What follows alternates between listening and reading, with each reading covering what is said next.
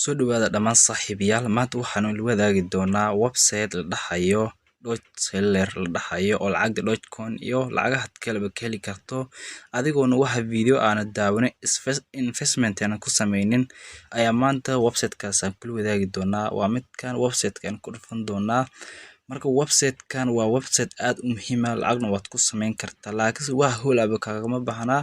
Waa inaad iska diiwaan gelisaa oo registration sameysaa ku bacdeen waxa leedahay lacagdaas website sida website haddii aad maalgashi ku sameyn jirtay qaabkaas ba u shaqeeya, laakiin adigoo waxa maalgashi ba ku sameynin. Marka website-kan saad u jeedo waa san haddii aad rabto registration ay leedahay oo waa iska diiwaan gelinaysaa.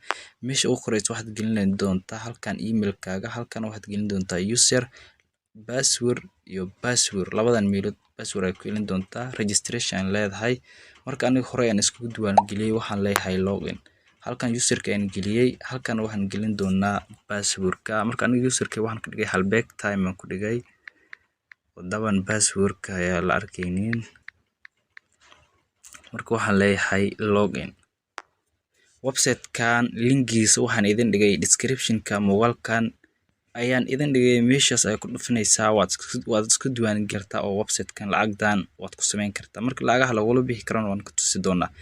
Aniga hadda waxa ay talaa meeshan 4 .coin ah. Marka haddii lacagdan 4 konton ii gaarto waana la bixi karaa, withdraw aan ku sameyn karaa oo tirsi wallet-ka ayaan geysan karaa. Marka adiga haddii aad rabto maalgashina waad ku sameyn kartaa, deposit ay leedahay. Haddii aad rabto waxyaabo oo shopping buu leeyahay laga kala iibsado.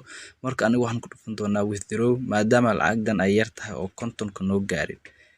Aniga xalay isku diiwaan geliyay 4 .coin baan haystaa. Marka aan halkan ku dhufado waxa leeyahay withdraw.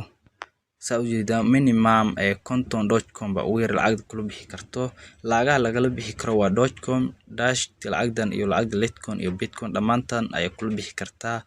Website-kan marka description-ka muuqaalkan ayaan idin dhigay linkiisa ku soo dhufta isku diiwaan geliya. Marka waxaa si xishmad ah idin ka codsanayaa muuqaalkan in aad like saartaan, YouTube-kana noo share gareysaan si saaxiibo badan u gaaro.